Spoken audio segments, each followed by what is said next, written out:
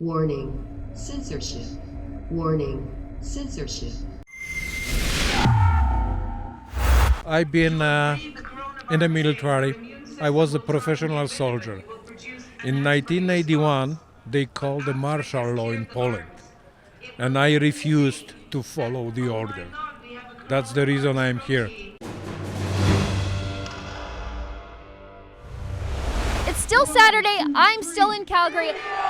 I'm still Sheila Gunn Reid, and I still work for Rebel News. And I'm covering my second anti-lockdown protest of the day in Canada's unofficial capital of the oil patch. This time, it's an evening Lights for Freedom After Dark protest put on by the same folks who put on the weekly Saturday afternoon Walk for Freedom at Calgary City Hall Plaza. We're still on the plaza. It's just a little later than it was when I reported earlier today.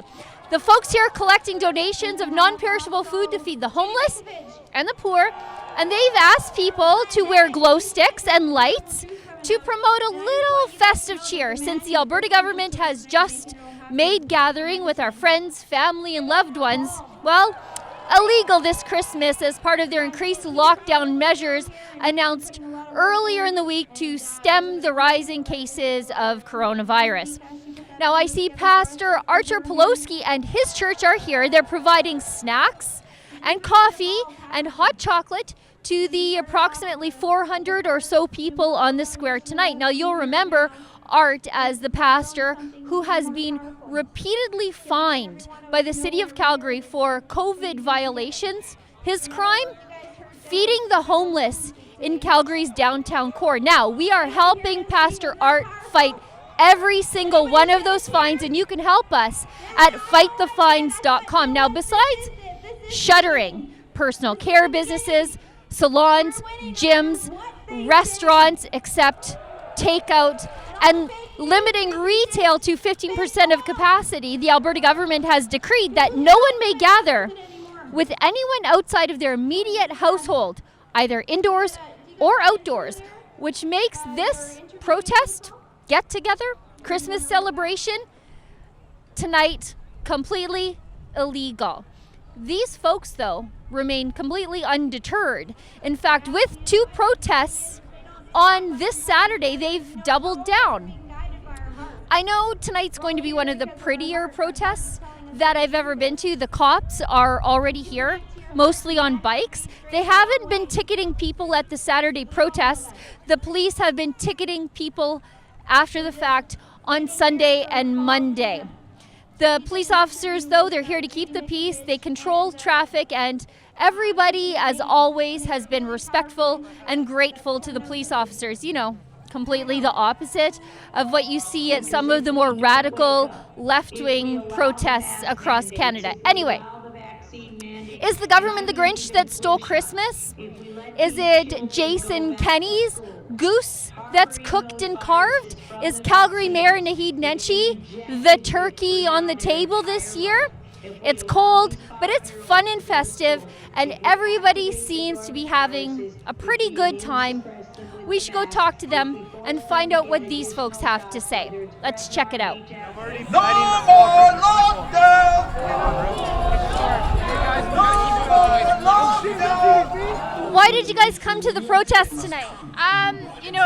We just really feel like what's happening right now is super damaging to people's mental health. That's the biggest concern that we have. When it first started, I thought it was real, and then as things progressed, it just got more and more obvious that it's not really real. When you look at the data and you look at what's listed on Stat Canada, an actual credible source about what's happening and the deaths around COVID, it doesn't add up. You just gotta look at the death count to realize what's going on. Like, hey, how many people died in Canada this year? Maybe a little bit more than last year. They're dying before, and they're going to keep dying. Personally, I've lost a lot of work in the last several months. But more than that, it's to try and defend our freedoms. And there's only one narrative, and it's time there's a bit more discussion because people are getting upset that the normality will never be back again. And That's bullshit, man. It's our own destiny to look after ourselves, and we have to step away from the powers that be and start looking after ourselves and working out for our own interests. You know, like all of us, we were born in Poland. So many people in this country, I mean, like we Canadians too as well, right? Don't take me wrong, but we have some experience with the communism and socialism. And you know, people just don't take this seriously. They think that's the game. I've been in the military. I was a professional soldier. In 1981, they called the martial law in Poland. And I refused to follow the order. That's the reason I'm here. Because I have some problems. Long story, I'm not gonna talk about, but it's not like a video game. It's real. Okay, we have to defend our democracy, our freedom, because that was something I was fighting for back in my old country. You know, I know what I'm risking. I have kids and a wife that time, and I said no, I refuse to follow the order. It's martial law. We know, like all the soldiers, they know what they're facing. And I think all of us here in Canadian Army or police forces, we hear, like when you're wearing the uniform, you're here to protect and serve. But whom? People of Canada, Canadians in the country, not the government, not any political system. You know, that's why we have the uniforms. And sorry, like that's why I'm here. I just, you know, many people these days, I think they trade freedom for safety. And I'm really rather to die than lose my freedom. I was there once, and that's my second time in my life. I'm 62 years old. So there I go. I'm here with my daughter, with my friends, and all of us, same reason, freedom. Our decision, not government. I just think that our world deserves better and our children deserve better, and I think we're losing our rights, and all of these health restrictions are actually worse for our health than they are beneficial. And I want to do something. I want to make sure that my kids have a good future. My grandfather fought in the war. He fought for our right to be here. He fought for our right to stand up for what we believe in, and I'm exercising that right today. Display our freedoms here. They're being taken away from us, and here to do whatever I can. We came to protest for our freedoms, I guess, because if we will not stand up, we will be just locked at home. We are not allowed to go to work. We are not allowed to do anything. We are not allowed to have Christmas. We are allowed to be masked. And I guess sit at home and not complain.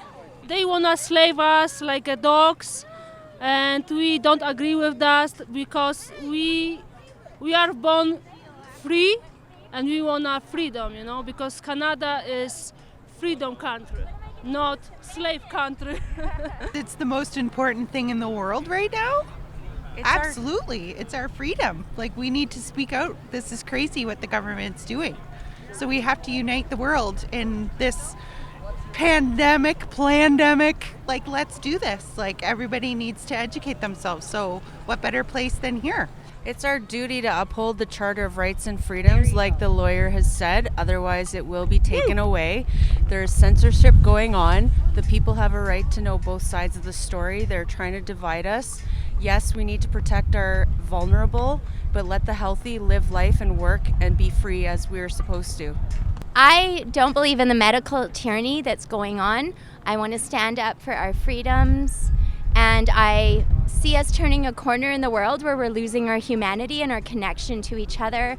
Children are afraid to hug other people, and I don't want that to happen. We need to let the fear go and live in love. Now, in prior weeks, fines have been issued to the attendees and the alleged organizers of the protest here for having an illegal gathering outdoors, I guess, in the times of the COVID.